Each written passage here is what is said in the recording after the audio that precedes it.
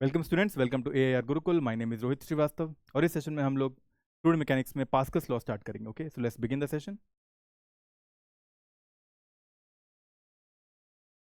तो देखो, पास्कल ने एक लॉ दिया था कि प्रेशर जो होता है applied on any part of an enclose liquid spreads equally to all parts of the fluid. For example, हमारे पास अगर एक ये बलून ले लो, ठीक है, और ये बलून जो है तुम सिर्फ वो जो तुम खेलते हो होली में वो वाला बलून नहीं है।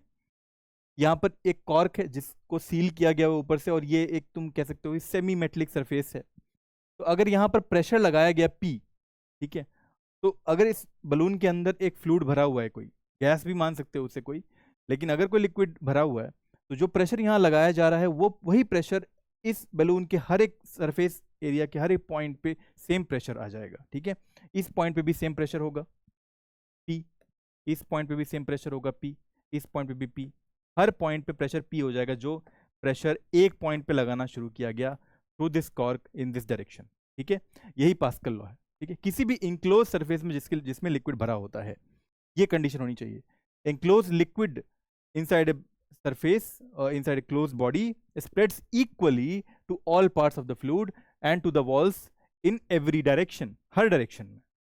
तो सिर्फ ये बैलून ही नहीं, अब हमें ऐसा कुछ स्ट्रक्चर दिया हो अगर, ठीक है, जिसको हाइड्रोलिक लिफ्ट कहते हैं।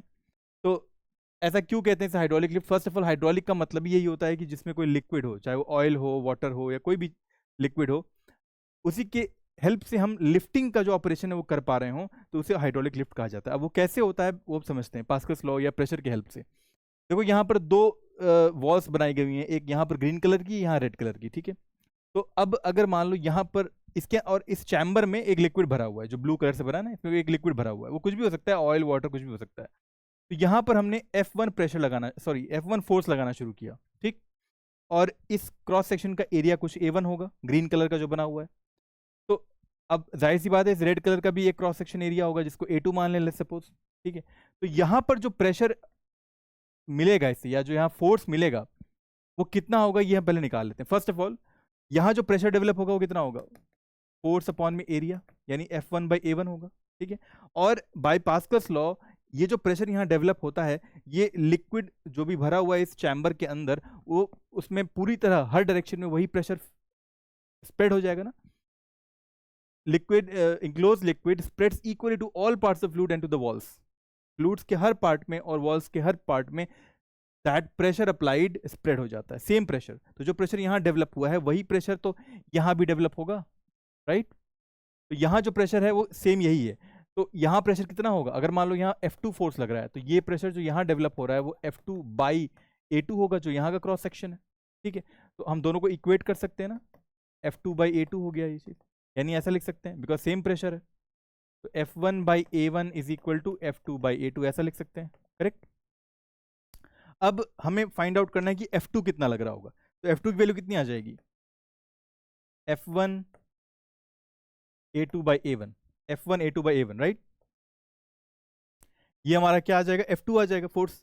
तो अगर F1 मान लो 2 न्यूटन है और एरिया 1 जो है वो ले सपोज 4 मीटर स्क्वायर है, और A2 का एरिया जो है ले सपोज 16 मीटर स्क्वायर है, ज्यादा है ना A2 A1 से।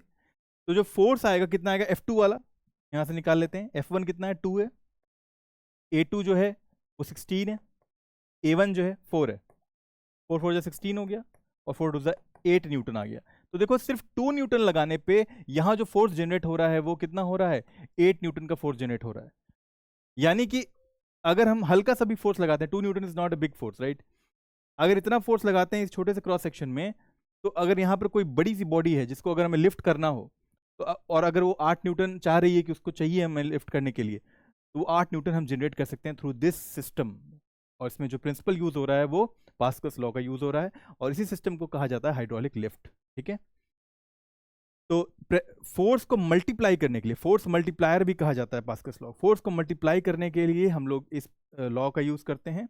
और यहाँ पर जो यूज किया जा रहा है हाइड्रोलिक लिफ्ट में, वो फोर्स मल्टीप्लायर ही यूज किया जा रहा है, और स्ट्रक्चर ऐसा कुछ है। ठीक है, तो अब इससे बेस्ड एक क्वेश्चन करते हैं। एक हाइड्रोलिक लिफ्ट दिया हुआ है जिसका radius of large and small pistons in the ratio 20:1 है। तो अगेन सेम स्ट्रक्चर है पिस्टन्स का। ठीक है। और जो लार्जर क्रॉस सेक्शन है ना, ये वाला पिस्टन और ये स्मॉलर पिस्टन है, ठीक है, ये सर्कुलर होंगे, तभी इनका रेडियस का जिक्र किया हुआ है यहाँ पे, ठीक है। तो जो स्मॉलर वाला रेडियस है, मान लो वो R1 है, वो radius of large and small, तो स्मॉलर वाला जो होगा वो 1 होगा, 1:20 दिया हुआ है ना, और लार्जर का R2 मान लो, तो R2:R1 जो है 20:1 दिया हुआ है बेसिकली, ठीक है, ये दिया हुआ है। What weight placed on the small piston, what weight placed on the small piston will lift a car of mass 1200 kg। Small piston पे कितना वेट हम रखें, मान लो कोई F1 फोर्स लगा रहे हैं हम स्मॉल पिस्टन पे, ताकि एक कार है जो कि कहाँ रखी हुई है, लार्जर पिस्टन पे रखी हुई है, ठीक है, जिसका मास 1200 kg का है, और इसे लिफ्ट करना है हमें, ठीक है। तो कितना यहाँ पर वेट रखा जाए या कितना फोर्स लगाया जाए ताकि जो कार रखी हुई है लार्जर पिस्टन पे वो लिफ्ट हो जाए, ठीक है। ओके, तो बेसिकली हम इतना जानते हैं पास्कल लॉ के अकॉर्डिंग कि यहाँ जो प्रेशर लग रहा होगा वही प्रेशर यहाँ लग रहा होगा, तो pressure is going to be same. और यहाँ जो प्रेशर लग रहा होगा कितना होगा, F1 अपॉन में यहाँ का क्रॉस सेक्शन एरिया जो कि कितना होगा, πr1², बिकॉज यहाँ सर्कुलर है ना ये, तो क्या होगा एरिया क्रॉस सेक्शन, πr1² हो जाएगा। और यहाँ जो प्रेशर लग रहा होगा कितना लग रहा होगा, देखो यहाँ पर वेट कितना है, 1200 मास है इंटू में 10 जो कि जी की वैल्यू होती है, ठीक है, ये वेट लग रहा है फोर्स, और इसका क्रॉस सेक्शन एरिया πr2² है, ठीक है। और दोनों प्रेशर अगर सेम है तो हम इक्वेट कर सकते हैं, F1 upon πr1² is equal to 1200 into 10 upon में πr2², पाई से पाई कैंसिल हो गया, ठीक है। और F1 की वैल्यू हमें चाहिए ना, यहाँ कितना फोर्स लग रहा है, तो F1 की वैल्यू आ जाएगी 1200 इंटू 10 अपॉन में R1/R2 का होल स्क्वायर, ऐसा लिख सकते हैं, है ना। और R1/R2 क्या होगा, 1/20 होगा, बिकॉज R2/R1 20/1 दिया हुआ है, तो 1200 इंटू 10 रहने दो, R1/R2 की जगह लिख दो 1/20 का होल स्क्वायर, ठीक है। अब देखें तो ऊपर में 12,000 रह गया और नीचे में क्या आ गया, 400 आ गया, राइट, ठीक है। 2 0 से 2 0 कैंसिल हो गए, और 430/120 हो गया, यानी कि 30 न्यूटन का फोर्स लग रहा है यहाँ पर। तो यहाँ कितना मास रखना पड़ेगा, अगर इसको सिर्फ मास से रिप्लेस कर दें तो मास की वैल्यू क्या हो जाएगी, इस न्यूटन को हम लोग को जी से डिवाइड करना पड़ेगा, तो 30 न्यूटन को हमने अगर 10 से डिवाइड कर दिया तो मास आ जाएगा जो कि कितना आ रहा है, 3 kg, है ना। तो option B is right, 3 kg रखना पड़ेगा मास स्मॉलर पिस्टन पे। आगे बढ़ते हैं। इस क्वेश्चन में पूछा है, in the given figure cross section area of the wide tube is 800 centimetre square. जो वाइड ट्यूब है इसका क्रॉस सेक्शन एरिया जो है वो 800 सेंटीमीटर स्क्वायर है। Find the difference of levels of water H in the tubes. अच्छा देखो यहाँ पर जो, अब क्योंकि यहाँ पर प्रेशर लगेगा कुछ जिसकी वजह से ये राइज कर रहा है, यहाँ पर कोई पिस्टन नहीं है, ओपन एंड है ये, ठीक है। यहाँ पर कोई प्लेटफॉर्म था या पिस्टन था जिस पर ये 12 kg रखा हुआ था, तो ये प्रेशर लग रहा था, लेकिन यहाँ पर लिक्विड जो है ओपन एंड पे है, तो ये थोड़ी सी लिक्विड जो है ऊपर चढ़ जाएगी, ठीक है, इस प्रेशर के कारण। तो बेसिकली तुम कह सकते हो कि सेम हाइट पे प्रेशर सेम होता है, हम जानते हैं, राइट। लेकिन अब यहाँ पर h हाइट चढ़ चुका है लिक्विड, तो इस हाइट की वजह से प्रेशर कितना होगा, ρgh होगा, ठीक है।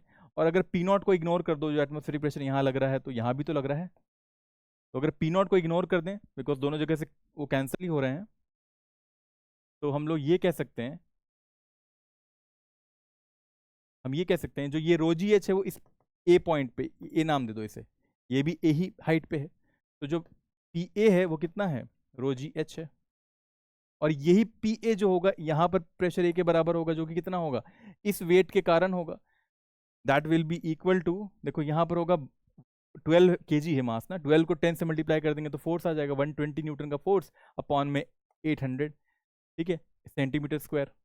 इतना प्रेशर होगा जो कि इसके बराबर ही होगा, 180 अपॉन में 800 सेंटीमीटर स्क्वायर, ऐसा लिख सकते हैं ना। ओके, तो हमें पता क्या करना है, find the difference of levels of water H in the tubes, H ही पता करना है बेसिकली, ठीक है। और हाँ, क्योंकि यहाँ पर वाटर दिया हुआ है तो वाटर का रो जो होता है वो 1000 होता है, ठीक है, kg पर मीटर क्यूब में, तो मीटर, इसको भी मीटर स्क्वायर में कन्वर्ट करना पड़ेगा, तो रो की जगह 1000 रख देते हैं, जी की जगह 10, एच रहने दो, 120 अपॉन 800 इंटू, अच्छा 1 centimetre square is equal to कितना होता है, 10⁻⁻⁴ मीटर स्क्वायर होता है, 10⁻⁻4 रख दिया हमने, तब SI में आ गए। अब देखो क्या कर सकते हैं, H की वैल्यू कितनी आ जाएगी, 120 इंटू ये हो गया 10⁻4, तो यहाँ जाएगा 10⁻⁻4 हो गया, ठीक है, अपॉन में 800 इंटू 10⁻⁻4, ये दोनों कैंसिल हो गए, 120 अपॉन में 800 हो गया,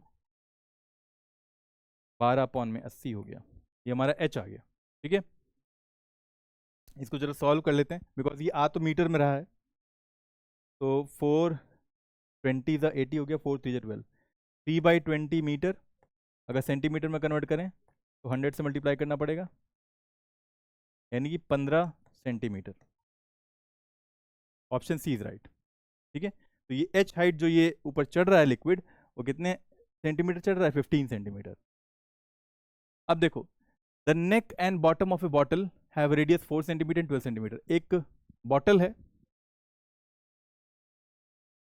ठीक है, जिसका जो नेक है, ये वाला हिस्सा, इसका रेडियस है 4 सेंटीमीटर R1, और जो बॉटम है इसका, ये भी सर्कुलर होगा, इसका रेडियस जो दिया हुआ है ये 12 सेंटीमीटर दिया हुआ है। If the cork is pressed with the force of 10 Newton, अगर इस कॉर्क को प्रेस किया गया है 10 न्यूटन से in the neck of the bottle, then find the force exerted on the bottom of the bottle. यहाँ पर कितना फोर्स लग रहा होगा।